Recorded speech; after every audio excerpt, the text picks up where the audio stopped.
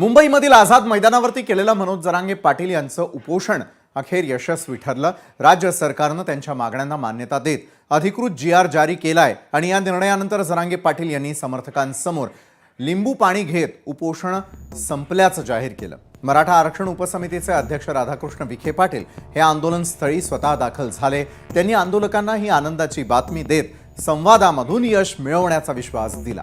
जरांगे पाटील यांनी आपल्या समर्थकांना आता शांतपणे आपापल्या गावाला परत जाण्याचं आवाहन केलेलं असून पुढील लढा हा शांतता आणि कायदेशीर मार्गाने सुरू ठेवण्याचा निर्धारही व्यक्त केलाय। सरकारनं GR काढल्यानंतर दूरदूरच्या जिल्ह्यांमधून मुंबईमध्ये आलेल्या हजारो मराठा आंदोलकांनी विजय साजरा केला। त्यांनी गुलाल उधळून आनंदामध्ये घोषणाबाजी करून या ऐतिहासिक क्षणामध्ये रंग भरले। सरकारकडून जाहीर झालेला हा GR मराठा समाजासाठी एक मोठा संधीचा टप्पा आहे आणि त्यामुळे आरक्षणाच्या प्रश्नावर पुढील पावलं अधिक ठोस आणि न्याय्य करण्यासाठी मार्ग मोकळा झालेला आहे। तर मग जरांगेंनी काय मागण्या केलेल्या होत्या आणि त्यातील कोणकोणत्या मागण्या सरकारनं मान्य केलेल्या आहेत त्या आपण या कार्यक्रमाच्या अगदी सुरुवातीला जाणून घेणार आहोत। तर सुरुवातीलाच आपण अगदी पाहणार आहोत यावेळेला स्क्रीनच्या माध्यमातून की जरांगेंच्या मागण्या काय होत्या आणि सरकारची भूमिका काय आहे। जरांगेंची पहिली मागणी होती मराठा कुणबी एकच असल्याचा GR काढा।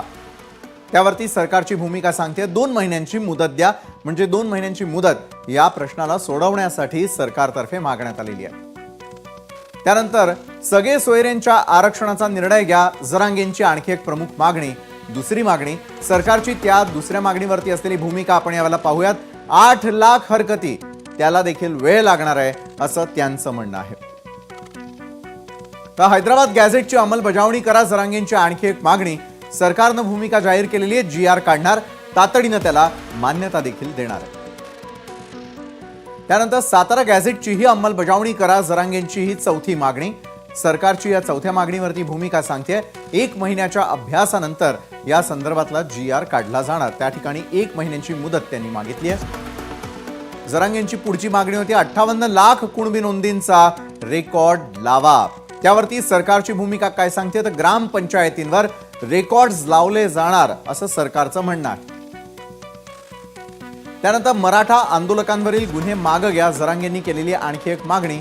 सरकारची त्यावरची भूमिका देखील स्पष्टपणे सांगते काय तर सरकारचं म्हणणं आहे सप्टेंबर पर्यंत गुन्हे मागे घेणार। त्यानंतर जरांगेंची पुढची मागणी होती आरक्षणासाठी बलिदान दिलेल्यांच्या कुटुंबाला मदत करा। सरकारने त्यावरती आपली भूमिका जाहीर केली आहे, कुटुंबियांना आर्थिक मदत आणि वारसाला नोकरी देखील दिली जाणार आहे। तर एकंदरीत जरांगेंच्या मागण्या आणि सरकारची भूमिका हे जाणून घेण्याचा आपण प्रयत्न केला। तर मराठा आणि कुणबी एकच आणि सगळे सोयरेबाबतची मागणी सोडल्यास जरांगेंच्या इतर सर्व मागण्या सरकारकडून मान्य करण्यात आलेल्या आहेत। मात्र आता पुढे काय